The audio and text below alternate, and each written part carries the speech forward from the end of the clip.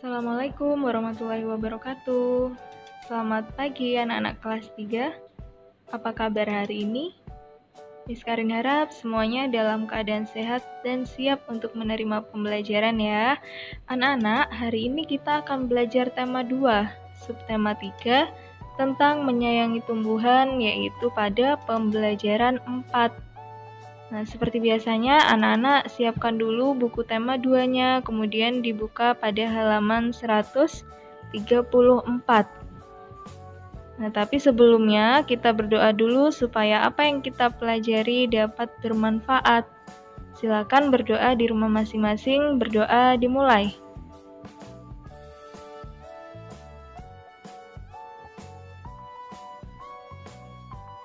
Berdoa selesai. Baik anak-anak, di pembelajaran 3 kemarin, anak-anak sudah belajar atau sudah membaca tentang cerita Udin dan teman-temannya yang berkunjung ke hutan bakau. Nah, di sana Udin mengetahui cara merawatnya, cara menanamnya, dan lain sebagainya tentang hutan bakau ya. Kemudian di pembelajaran 4 ini kita akan belajar tentang cerita Siti dan keluarganya tentang hak dan kewajiban. Nah, sekarang kita baca teks. Kalian bisa dibuka pada halaman 134 ya. Mari kita baca bersama-sama. Hari Minggu adalah hari libur. Seluruh anggota keluarga berkumpul di rumah. Seluruh anggota keluarga dapat bekerja sama dalam melakukan pekerjaan rumah tangga, seperti yang dilakukan keluarga Siti. Pada saat hari libur, mereka bekerja sama membersihkan rumah dan merawat tanaman. Setiap anggota keluarga mempunyai hak dan kewajiban sesuai dengan peran masing-masing. Ayah berperan sebagai kepala keluarga. Ibu berperan sebagai pendamping kepala keluarga.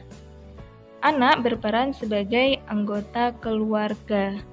Nah, jadi kita akan membaca tentang cerita Siti dan keluarganya. Saat hari libur, mereka itu bekerja sama anak-anak untuk membersihkan rumah dan merawat tanaman. Nah, dengan bekerja sama, pekerjaan akan menjadi lebih ringan ya. Kemudian di setiap anggota keluarga itu mempunyai perannya masing-masing. Misalnya tadi ayah itu berperan sebagai kepala keluarga. Kemudian ibu perannya sebagai pendamping kepala keluarga. Sedangkan anak berperan sebagai anggota keluarga. Nah, sekarang kita lanjutkan. Kewajiban ayah bertanggung jawab mencari nafkah. Ayah juga yang melindungi keluarga.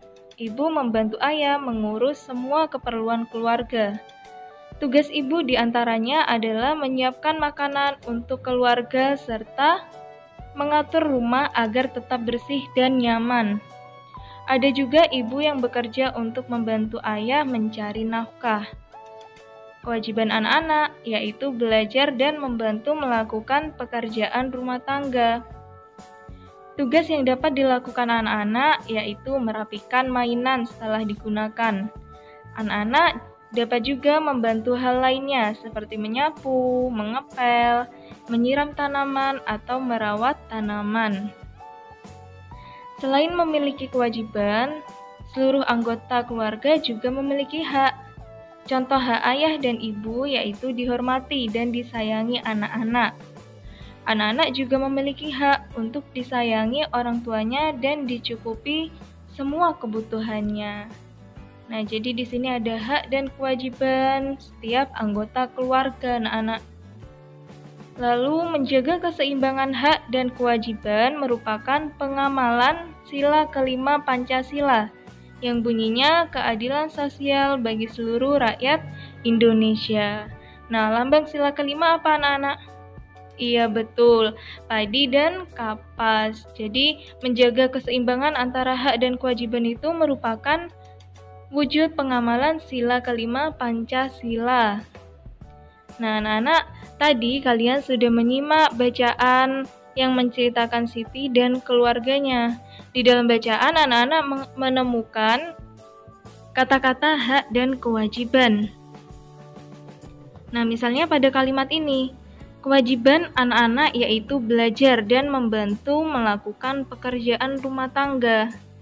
Maksudnya pekerjaan rumah tangga itu, anak-anak setelah bermain, mainannya diletakkan di tempat semula, dirapikan lagi. Kemudian anak-anak juga bisa membantu ibu merawat tanaman, menyapu lantai, dan lain sebagainya ya.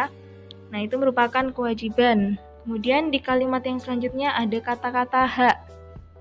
Anak-anak juga memiliki hak untuk disayangi orang tuanya dan dicukupi semua kebutuhannya. Nah, dari sini, dari dua kalimat ini kita dapat tahu arti hak dan kewajiban. Nah, jadi kewajiban itu apa, anak-anak?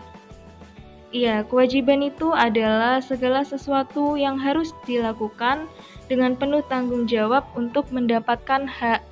Nah, jadi itu kewajiban merupakan segala sesuatu yang harus dilakukan sesuai peran masing-masing. Misalnya sekarang anak-anak sebagai siswa, tugasnya apa? Iya, belajar, mengerjakan tugas. Nah, misalkan Miss Karin sebagai guru, peran Miss Karin yaitu guru. Berarti kewajiban Miss Karin yaitu memberikan ilmu kepada anak-anak dan juga membimbing anak-anak belajar. Nah, seperti itu ya contohnya. Kemudian kita juga dapat mengetahui arti hak. Hak itu merupakan sesuatu yang didapatkan atau diterima seseorang jika telah melakukan kewajiban. Nah, di sana diketahui anak-anak pada kalimat ini, anak-anak juga memiliki hak untuk disayangi orang tuanya. Nah, berarti disayangi orang tuanya itu adalah sesuatu yang harus diterima oleh anak-anak. Nah, seperti itu. Jadi, keseimbangan kewajiban dan hak itu harus dijaga keseimbangannya. Kalian tidak boleh menuntut hak jika belum melakukan kewajiban. Nah, seperti itu ya, anak-anak, untuk hak dan kewajiban. Ini Miss Karin harap anak-anak sudah paham ya. Kemudian di sini Miss Karin punya gambar. Coba kalian perhatikan di sini. Ini gambar apa, anak-anak? Iya, ada gambar seorang anak yang sedang belajar. Berarti belajar itu merupakan hak atau kewajiban ya? Iya, betul. Belajar merupakan suatu kewajiban atau suatu yang harus dilakukan oleh seorang siswa atau anak. Kemudian di sini juga ada gambar. Nah, gambar ini terlihat ada seorang anak yang dipeluk oleh ibunya atau mendapatkan kasih sayang dari ibunya. Itu berarti kewajiban atau hak, anak-anak? Iya, betul. Ini adalah hak. Nah, hak itu merupakan sesuatu yang pantas kita dapatkan setelah melakukan kewajiban. Nah, itu merupakan contohnya ya. Dan masih banyak contoh yang lain. Nah, sampai sini anak-anak sudah paham tentang hak dan kewajiban ya. Oke, jika sudah paham, kita lanjutkan. Anak-anak, Siti dan temannya akan melakukan kegiatan wawancara. Mereka akan mewawancarai orang di sekitar sekolah tentang cara perawatan tanaman. Sebelum melakukan kegiatan wawancara, mereka belajar membuat pertanyaan wawancara.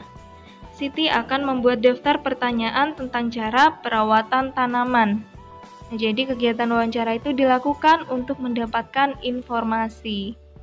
Tapi sebelum melakukan wawancara, kita harus menyusun dulu daftar pertanyaannya. Misalnya ada kata tanya apa, siapa, mengapa, bagaimana, kapan, dan di mana. Nah, sekarang Miss Karin beri contoh. Misalkan anak-anak ingin mengetahui cara perawatan tanaman bunga matahari. Nah, kalian susun dulu daftar pertanyaannya sebelum melakukan wawancara.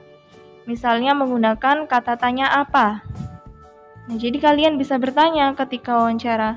Misalnya seperti ini, apa saja yang dibutuhkan untuk menanam bunga matahari. Nah, seperti itu.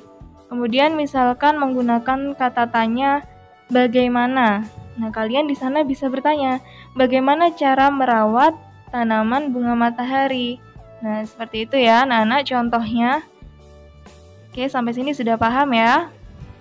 Nah, Jadi anak-anak, materi kita hari ini sudah selesai. Kesimpulannya, hari ini kita sudah belajar tentang apa saja?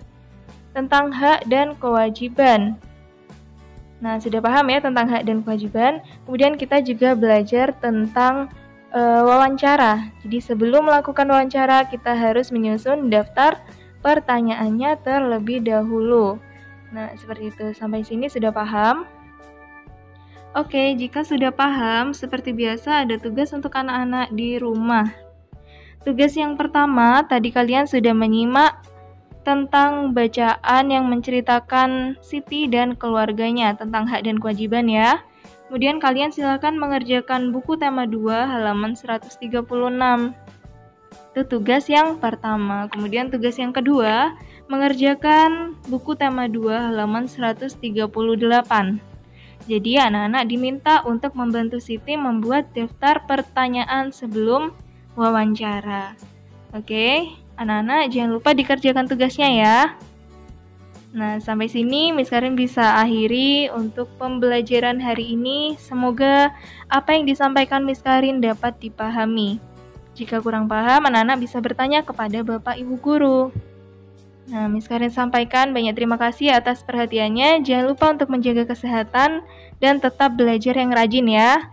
Terima kasih anak-anak. Wassalamualaikum warahmatullahi wabarakatuh.